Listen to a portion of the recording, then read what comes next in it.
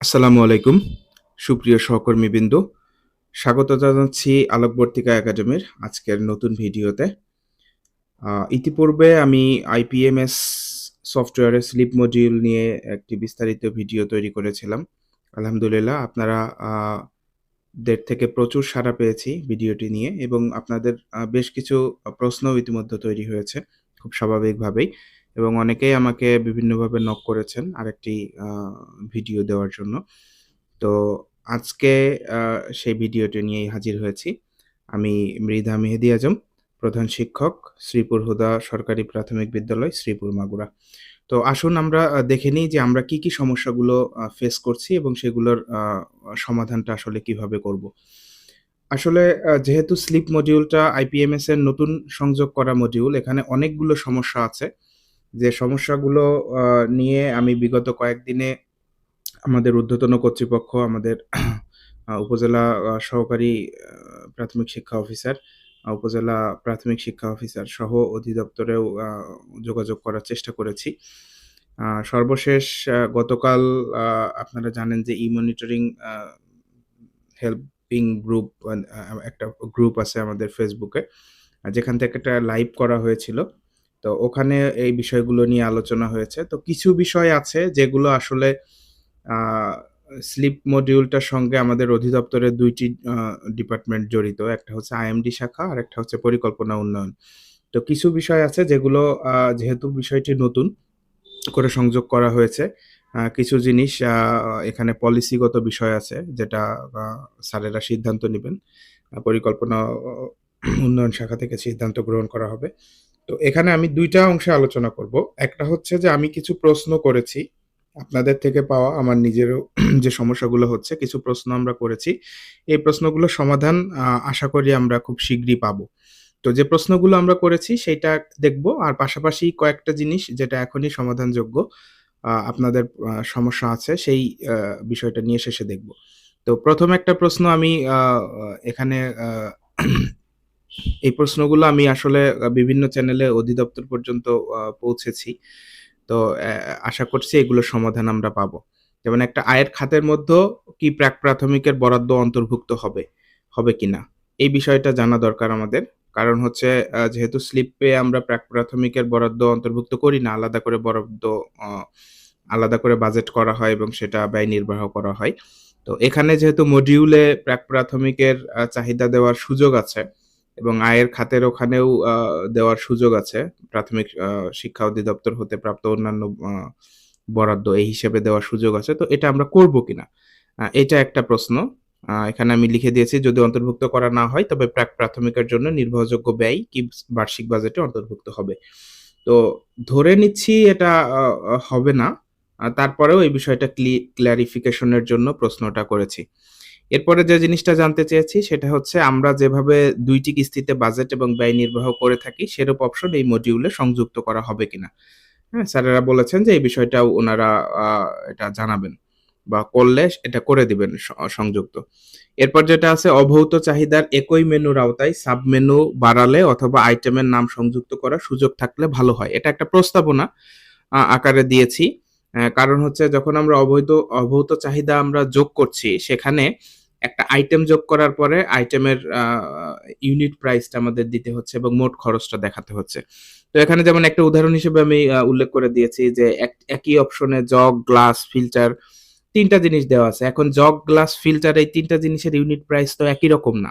তাহলে সেই ক্ষেত্রে এটা আমাদের ইনপুট দিতে এটা সমস্যা হচ্ছে এবং এটা প্রকৃত চিত্র কিন্তু আসলে এখান থেকে বোঝা যাচ্ছে না। তো এক্ষেত্রে ২ টা জিনিস থাকলে ভালো হয়।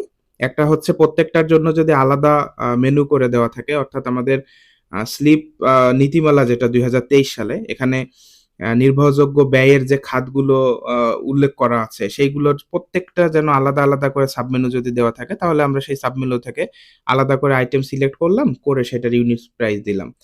সাপোজ জগ সিলেক্ট করলাম, জগের ইউনিট প্রাইস দিলাম। এরপর গ্লাস সিলেক্ট করলাম, গ্লাসের ইউনিট প্রাইস দিলাম।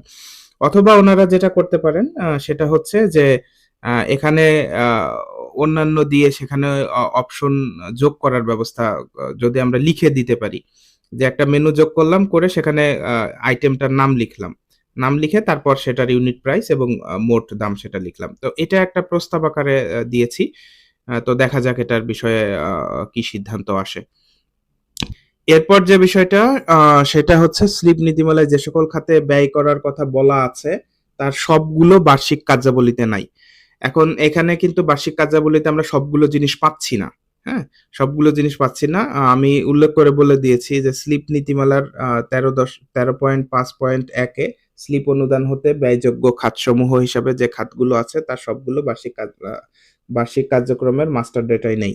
এর মধ্যে এই জিনিসগুলা নাই। যেমন ল্যাপটপ, ডেস্কটপ, প্রিন্টার, প্রজেক্টর সহ আইসিটি সামগ্রী মেরামত এবং প্রজেক্টর সিলিং মাউন্ট কিট ও প্রয়োজনীয় কালি ও ইনস্টলেশন কার্যক্রম এটা নাই। অগ্নি নির্বাপন যন্ত্রপাতি ক্রয় এটা নাই। শিক্ষার্থীদের মূল্যায়ন সংক্রান্ত কার্যক্রম এটা নাই। বিদ্যালয়ের জমিজমা সংক্রান্ত মামলা সংক্রান্ত ব্যয় এটা নাই। হোয়াইট বোর্ড, মার্কার, লাইট এই পয়েন্টে আরো কয়েকটা বিষয় আছে সেটা নাই। ফ্যান ক্রয়, ওজন পরিমাপক যন্ত্র, ব্যায়ামের যন্ত্র এই বিষয়গুলা এখানে নাই। তো এই জিনিসগুলা এখানে অন্তর্ভুক্ত করলে তাহলে আমাদের বাজেটটা প্রণয়ন করতে আরো সুবিধা হয়। কারণ এখানে যে খাতগুলো আছে এই খাতগুলোর অনেকগুলাই আমাদের প্রতিনিয়তই এখানে স্লিপ গ্রান্ট থেকে আমাদের খরচ করার প্রয়োজন পড়ে। এর পরবর্তীতে যে বিষয়টা আসছে সেটা হচ্ছে বার্ষিক কার্যাবলী সম্পাদনের দায়িত্বপ্রাপ্ত ব্যক্তির জায়গায় কি লিখতে হবে? তো এইটা একটা আমাদের সমস্যা। আ আমরা আগের যেগুলা দেখলাম এগুলো আমরা জানার চেষ্টা করব। আ মানে প্রশ্নগুলো দিয়েছি। ঊর্ধ্বতন কর্তৃপক্ষ আমাদেরকে জানালে বা এই অপশনগুলো সংযুক্ত করলে আমরা দেখতে পাবো। তো এখন আ কয়েকটা সমস্যা নিয়ে আলোচনা করব। এর মধ্যে এইটা একটা যে দায়িত্বপ্রাপ্ত ব্যক্তির জায়গায় কি লিখতে হবে? এখানে আপনারা যেটা লিখবেন সেটা হচ্ছে স্লিপ নীতিমালা ২০২৩ এর ৯.১ এ এখানে আপনার বলে দেওয়া আছে যে ব্যয় নির্বাহ কারা করবে। সেক্ষেত্রে ব্যয় নির্বাহের ক্ষেত্রে প্রধান শিক্ষক, সহকারী শিক্ষক, ক্ষেত্র বিশেষে স্লিপ কমিটির সদস্য এবং পিটিএর এক বা একাধিক সদস্য।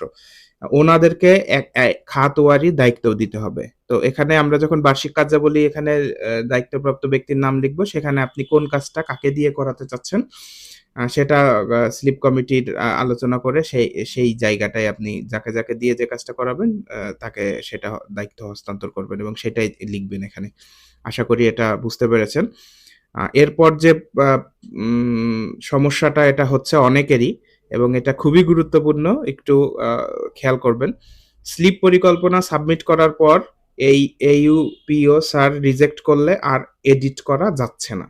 অর্থাৎ আপনি স্লিপ পরিকল্পনা তৈরি করে আপনি উপজেলা আ সহকারী প্রাথমিক শিক্ষা অফিসারের নিকট আপনি পাঠাচ্ছেন।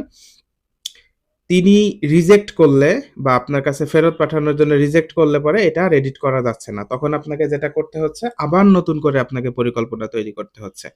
তো ইতিমধ্যে যারা এই সমস্যায় পড়েছেন তাদের ক্ষেত্রে এই মুহূর্তে সমাধান হচ্ছে আপনাকে নতুন করে করতে হবে। ওখানে আ এই সফটওয়্যারের দায়িত্বপ্রাপ্ত একজন কর্মকর্তা গতকালের অনলাইন সেশনটাতে ছিলেন। উনি বলেছেন যে এই মুহূর্তে নতুন করে করা ছাড়া কোনো অপশন নাই। যদি এটা এডিট করার অপশন ওনারা দেন তাহলে আপনি এডিট করতে পারবেন। কিন্তু সেটা নিশ্চিত না ওনারা এটা দিবেন কিনা। এবং যারা আপনারা এখনো সাবমিট করেননি তাদের জন্য যেটা পরামর্শ থাকবে সেটা হচ্ছে আপনি ড্রাফটটা প্রিন্ট করেন। ড্রাফটটা প্রিন্ট করার পরে আপনার আ আ সহকারী উপজেলা শিক্ষা অফিসার স্যারের দিয়ে ড্রাফটটাকে আ ম্যানুয়ালি আপনি উনাকে দেখান। উনি যদি বলে সবকিছু ঠিকঠাক আছে তারপর আপনি অনলাইনে সাবমিট করেন। কারণ হচ্ছে আপনি অনলাইনে ১ম এই সাবমিট করে দিলে উনি যদি রিজেক্ট করেন কোন ভুল থাকার কারণে তাহলে আপনাকে আবার নতুন করে সবকিছু করতে হবে। সো এটা অনেক সময় সাপেক্ষ একটা বিষয়। তো এইজন্য এই সাবধানতা আপনি অবলম্বন করলে ভোগান্তি হবে না। পরবর্তীতে যে বিষয়টা সেটা হচ্ছে বেশ কিছু অপশন বার্ষিক কার্যাবলীতে পাচ্ছি না। আমি ২-৩ টা ৩ টা প্রশ্নের উত্তর একসঙ্গে আসলে লাইভে আ পোর্টালে ঢুকে দিব। এটা একটা। বেশ কিছু অপশন বার্ষিক কার্যাবলীতে পাচ্ছি না। এটার এক কারণ হচ্ছে আপনি অভৌত চাহিদায় যোগ না করলে আপনি বার্ষিক কার্যাবলীতে সেটা পাবেন না। এটা আমি দেখাবো এখনই লাইভে। এরপরের প্রশ্নটা আপনাদের থেকে যেটা পেয়েছি, অবহূত চাহিদার ক্ষেত্রে বর্তমান অবস্থায় শূন্য দেওয়া যায় না। সেক্ষেত্রে করণীয় কি? অর্থাৎ আপনি কোনো একটা অবহূত চাহিদা যোগ করতেছেন যেটা আগামী ৩ বছরে আপনার লাগবে কিন্তু বর্তমানে এই কার্যক্রমটা আপনার নাই। সেক্ষেত্রে ওখানে মিনিমাম 1 না দিলে পরে এটা এন্ট্রি নেয় না। এক্ষেত্রে কি করবেন? এটাও আমি লাইভে দেখাচ্ছি। আর আরেকটা বিষয় হচ্ছে সবচেয়ে যেটা আমাদের বড় যেটা প্রশ্ন, প্রান্তিক মূল্যায়নের ব্যয় কোন খাতে দেখাবো? যেহেতু এটা সরাসরি এই মুহূর্তে দেওয়া নেই। তো আসুন আমরা যে কাজটা করি সেটা হচ্ছে আমি পোর্টালে ঢুকি। পোর্টালে ঢুকে এখান থেকে আমি আপনাদেরকে দেখাবো। আমি লগইন করে রেখেছি। দেখেন এইখানে একটু খেয়াল করেন। এটা হচ্ছে আমাদের অভৌত চাহিদা। অভৌত চাহিদার মধ্যে এটা হচ্ছে মহড়া অনুশীলন। তো আমার বিদ্যালয়ে আমি মহড়া অনুশীলন ইতিপূর্বে আমার করা হয় নাই। এই কারণে আমি এখানে কোনো তথ্য দিতে চাচ্ছি না। আপনি যদি এখানে শূন্য দেন, শূন্য দিলে দেখেন সাথে সাথে লাল হয়ে যাচ্ছে, শূন্য নিবে না। তাহলে আপনাকে যেটা করতে হবে এখানে আপনি কিছুই দিবেন না। হ্যাঁ? আপনি এখানে ফাঁকা রাখবেন, ফাঁকা রেখে আপনি সেভ করতে পারবেন। অর্থাৎ আপনি শূন্য দেওয়ার দরকার নাই। আপনি যদি এখানে কোনো সংখ্যা দিতে না চান, কোনো সংখ্যা না থাকে তাহলে সেটা আপনি ফাঁকা রাখবেন। তাহলে আপনার এই সমস্যাটার সমাধান হয়ে গেল। দেন দ্বিতীয়ত যেটা আমাদের ছিল সেটা হচ্ছে যে আমরা আ কিছু, কিছু জিনিস আমরা পাচ্ছি না। হুম? কিছু জিনিস আমরা পাচ্ছি না যেটা বার্ষিক কার্যাবলীতে। আচ্ছা এটা আমরা ২ টা জিনিস একসঙ্গে আমরা সমাধান করব। যেমন এখানে দেখেন আপনি পরীক্ষার ব্যয়টা কোথায় দিবেন? তো পরীক্ষার ব্যয়টা যেহেতু সরাসরি নাই, আপনি এখানে আ অভৌত চাহিদা যোগ করার অপশনে আপনি গেলে সেখানে শিখন শেখানো কার্যাবলীর আওতায় একটা অপশন পাবেন সেটা হচ্ছে অন্যান্য। এই অন্যান্যর মধ্যে আপনি পরীক্ষার ব্যয়টা এখানে দেখাতে পারবেন। যেমন এখানে অন্যান্যর মধ্যে আমি পরীক্ষার এখানে সংখ্যা লিখেছি ৩। এখানে যেটা আমি বর্ণনা লিখেছি যে বার্ষিক ৩ টি প্রান্তিক মূল্যায়ন ও ধারাবাহিক মূল্যায়ন অনুষ্ঠিত হচ্ছে। যেটা আমি এই মুহূর্তে করছি। ৩ টি প্রান্তিক মূল্যায়ন এবং ধারাবাহিক মূল্যায়ন। আগামী ৩ বছরে তাহলে আমার প্রান্তিক মূল্যায়ন হবে ৩ ৩ এ ৯ টি এবং সেটার একটা বাজেট আমি এখানে দিয়েছি আমার শিক্ষার্থী অনুপাতে। এখন এই যে অন্যান্যটা আমি অভৌত উপাদানে আমি যোগ করলাম, এই অন্যান্য কিন্তু যখন আমি বার্ষিক কার্যাবলীতে যাব, বার্ষিক কার্যাবলীতে দেখেন এখনো আমি এখানে অন্যান্য যোগ করি নাই। কিন্তু বার্ষিক কার্যাবলী যোগ করতে গেলে এখানে আমার অন্যান্য বিষয়টা এখানে দেখাবে। বার্ষিক কার্যাবলী যখন আমি যোগ করতে যাচ্ছি তখন এখানে দেখেন আপনার শিখন শেখানো কার্যাবলীর সাব মেনু হিসেবে এখানে অন্যান্য আছে। এখন এই জায়গাটাই যদি এই অন্যান্য অপশনটা অনেকে খুঁজে পাচ্ছেন না। কেন খুঁজে পাচ্ছেন না সেটা আমি একটু দেখাই। এখান থেকে আমি অন্যান্যটা ডিলিট করে দিলাম। দেখেন এখানে অভৌত চাহিদায় যেখানে আমি অন্যান্য যোগ করেছিলাম, এখানেও আমি অন্যান্যটা ডিলিট করে দিলাম। এখন যখন আমি এখানে অন্যান্য ডিলিট করে দিয়েছি, এবার আপনি বার্ষিক চাহিদায় আবার আসেন। বার্ষিক কার্যাবলী এখানে আমি যোগ করলাম। এখানে সিলেক্ট করতে যান। দেখেন শিখন শেখানো কার্যাবলীর সাব মেনুতে এখানে এখন অন্যান্য নাই। অর্থাৎ বিষয়টা হচ্ছে আপনি যদি অভৌত চাহিদায় কোনো মেনু যদি আপনি সংযুক্ত না করেন, তাহলে সেটা আপনার বার্ষিক কার্যাবলীতে আসবে না। আপনি যে বিষয়টা বলছেন যে আপনি খুঁজে পাচ্ছেন না, তার কারণ হচ্ছে আপনি অভৌত চাহিদায় এটা যোগ করেননি। তো আশা করি বুঝতে পেরেছেন এবং আপনাদের যে সমস্যাগুলো, সেই সমস্যাগুলোর এই মুহূর্তে যেটা সমাধান দেওয়া সম্ভব, চেষ্টা করেছি সেই আলোকে আলোচনা করার। এরপরেও আপনাদের যদি কোনো প্রশ্ন থাকে বা কোনো কিছু বোঝার থাকে তাহলে আমাকে কমেন্টে জানাবেন।